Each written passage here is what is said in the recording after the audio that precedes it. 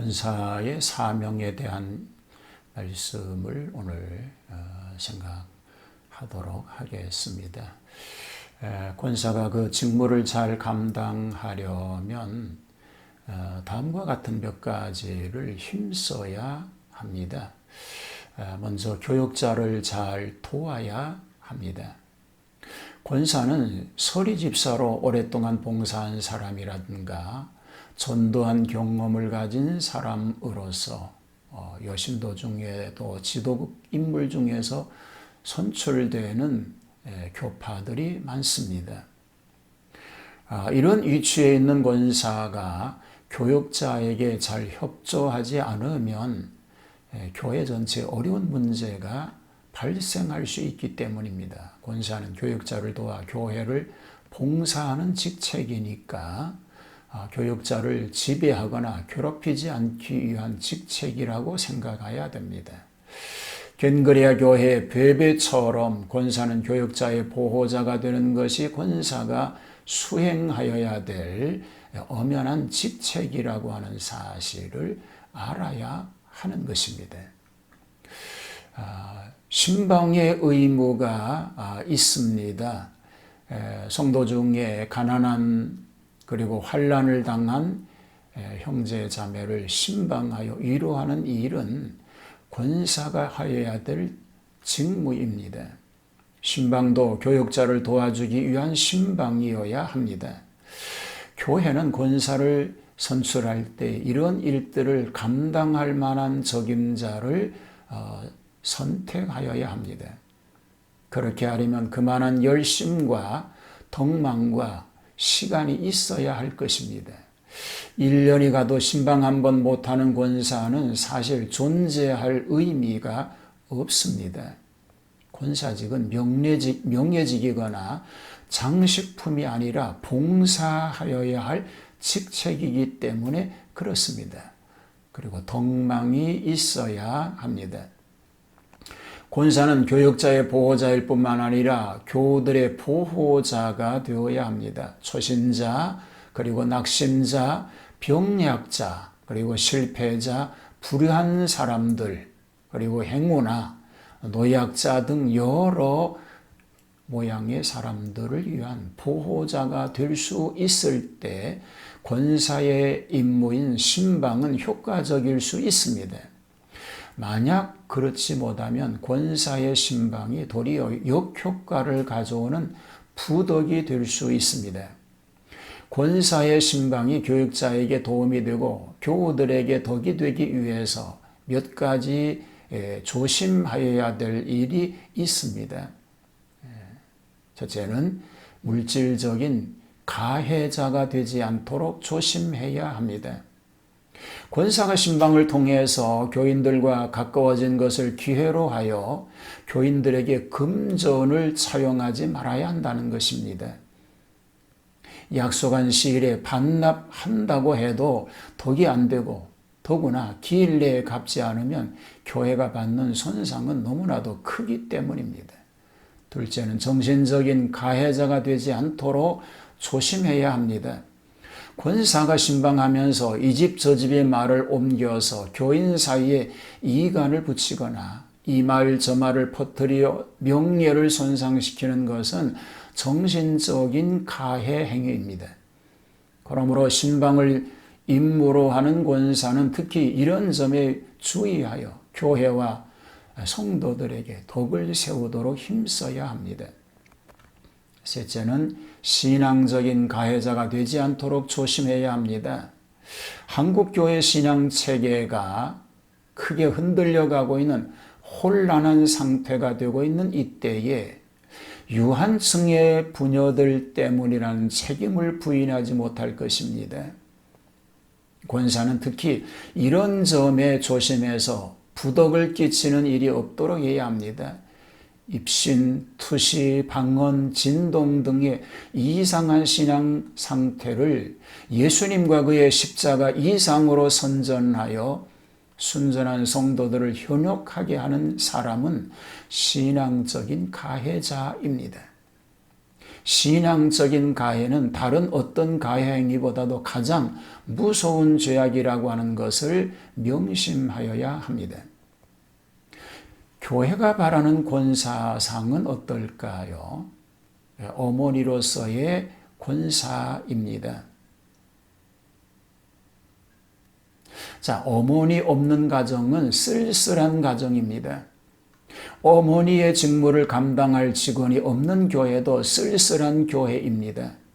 목사와 장로가 아버지와 같다면 권사는 어머니와 같다고 할 수 있습니다. 어머니에게서는 사랑을 맛봅니다. 권사는 교회에서 사랑의 직책을 감당하는 어머니가 되어야 합니다. 임원과 성도들 사이 또는 교육자와 임원 사이에서 권사는 사랑과 화목의 역할을 하는 어머니가 되어야 합니다.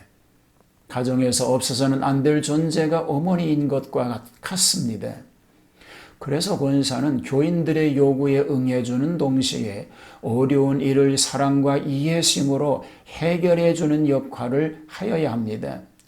봉사자로서의 권사입니다. 교회의 직분은 봉사하기 위한 직책이지요. 권사는 보다 더 나타나지 않는 봉사의 역할이 요구됩니다. 봉사를 많이 해도 대접과 존경은 따르지 않기가 쉽습니다. 가정에서 어머니가 수고와 봉사를 많이 해도 칭찬과 명예는 아버지가 독차지하게 되듯이 교회에서도 권사의 수고가 그리고 노력이 아무리 많아도 칭찬보다는 원망과 시비의 대상이 되기가 쉽습니다. 그러나 권사의 봉사는 교회의 성장과 교인 융화에 크게 영향을 줍니다. 누가복음 8장에도 보면 예수님께서 각 성과 마을에 두루 다니며 하나님의 말씀을 선포하실 때에 12제자가 함께합니다. 그런가 하면 그때에 어떤 병자들 곧 7 귀신이 나간 자 막달라 마리아인이라 하는 마리아와 헤롯의 청지기 구사의 아내 요한나와 수산나와 다른 여러 여자가 함께하여 자기들의 소유로 그들을 섬기더라고 기록이 되어 있습니다.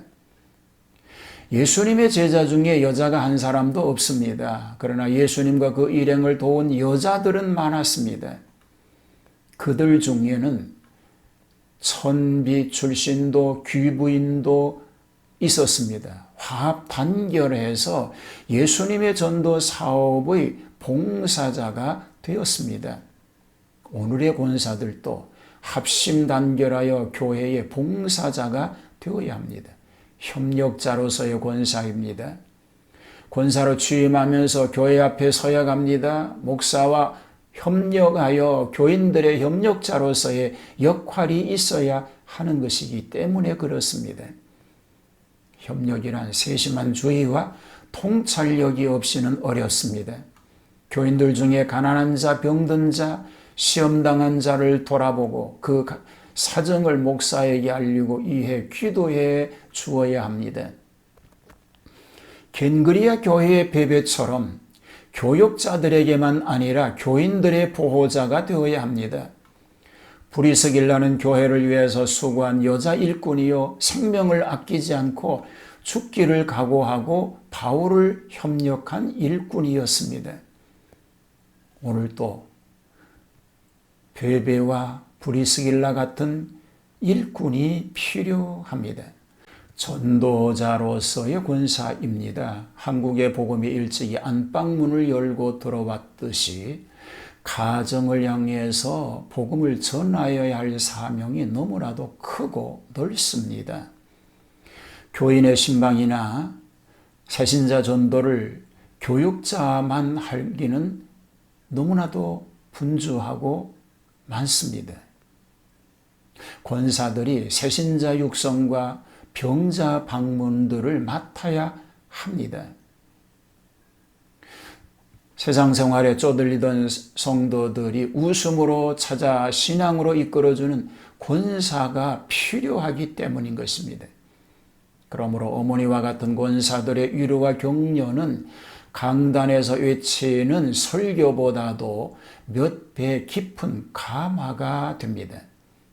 믿음의 바른 길을 가르쳐주며 위로를 나누어주는 권사들이기를 성도들은 바라고 있는 것입니다. 연구와 개발에 투자하여야 합니다. 여성 지도자로서 올바로 서기 위해서 투자가 필요한 것입니다. 자, 칭찬받는 시어머니가 되어야 합니다. 지도자의 가정은 그 사람의 참모습을 말해줍니다.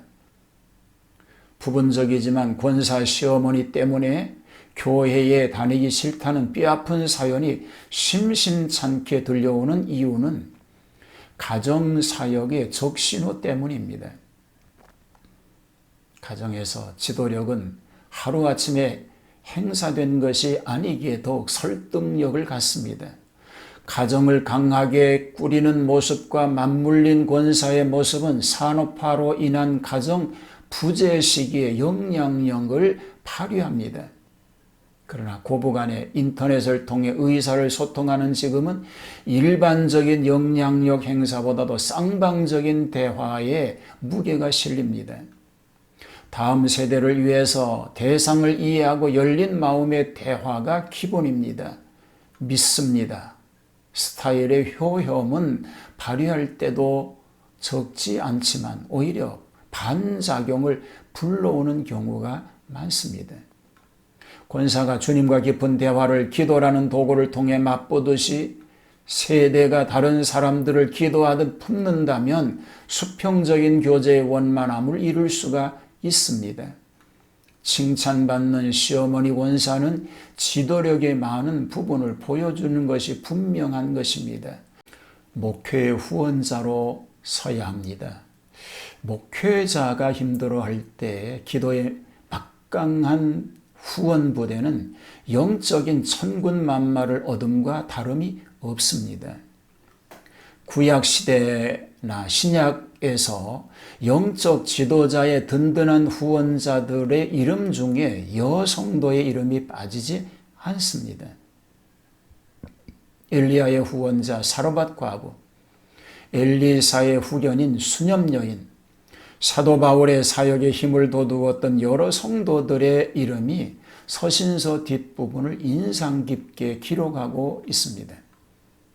모성애적 마음으로 목회자의 동반자로서의 묵묵히 사역을 감당하는 권사의 모습은 목회자는 물론이고 성도들에게도 큰 감동을 줍니다. 주님께서 여성 지도자의 섬세하고 끈질긴 성품을 사용하셔서 흔들리는 목회자를 세우시고 낙심한 목회자에게 용기를 불러일으키시는 줄로 믿습니다. 권사들의 다른 별명이 기도의 어머니라는 사실이 목회자의 동력자라는 사실을 힘있게 증거하고 있습니다. 권사들의 팀워크를 통해서 강력한 영적 진지가 구축되면 교회는 평안을 누리게 됩니다. 한국교회 권사제도는 목회자와 교회의 힘을 실어주는 하나님의 사려 깊은 선물임이 분명한 줄로 믿습니다. 말씀의 분별력을 소유해야 합니다. 이단 사상이 난무하는 한국교회의 형편입니다. 기독 언론을 표방하는 신문이라든지 방송조차도 믿을 수 없는 시대가 되었습니다. 가짜가 진짜보다 더 그럴듯하게 꾸미고 나오는 것은 동서양에서 공통적으로 경험되어지는 일입니다. 성도들을 무차별 공격하는 이단들의 시도를 최일선에서 분별하고 막아야 하는 위치가 있는데 바로 권사인 것입니다. 어떤 일이든지 목회자에게까지 보고돼서 상황을 타개하기까지 사안에 따라 다르지만 제법 시간이 걸립니다. 이때 분별력 있는 권사가 초동 진압 작전의 선봉에 서서 자신의 몫을 잘 감당하면 교회는 이단 사상과 소용돌이에 휘말리지 않게 되는 것입니다. 그러나 초기 대응에 실패하고 심지어 권사 자신이 포섭의 대상이 된 상황이라면 예산일이 아닌 것입니다. 온 교회가 소용돌이에 휘말려 영적으로나 인간 관계에서 큰 상처를 받게 될 것입니다. 꼭 이단의 문제일 뿐 아니라 교우들의 삶에도 복병처럼 숨어있는 일들이 많습니다. 축복된 일에는 교육자와 협력해서 축하하면 됩니다. 중요한 것은 교회에 부정적인 영향을 끼칠 수 있는 여러 문제에 대한 사전 예방 사역인 것입니다. 이 일이 터진 후에 치료는 예방 사역보다 몇 배의 인적 그리고 물적 요소가 투자됩니다. 어떤 일은 거의 회복 불가능일 수밖에 없음을 우리는 알아야 합니다. 기독교 역사 2000년의 지혜를 담은 하나님 중심, 성경 중심, 그리고 교회 중심, 가정 중심, 목회자 중심의 검증된 생활 원리는 건강한 교회의 직간접으로 축복이 되었습니다. 사람물과 사람을 대할 때에 따뜻한 마음과 예리한 분별력으로 자신의 성숙함을 도모하고 교회에 축복을 가져다주는 권사라는 직분은 주님께서 다시 오실 때까지 존중받아 마땅한 줄로 믿습니다. 그러므로 이 직분을 가지고 계신 권사님들은 사명감을 가지고 하나님 앞에 영광을 돌리는 그런 사역자들이 다 되시기를 주님의 이름으로 축복합니다. 하나님 아버지, 우리에게 성직을 주시니 감사합니다. 권사의 직임을 잘 감당함으로 성직이로서의 칭찬받는 삶 되게 하옵소서. 예수님 이름으로 기도하옵나이다. 아멘.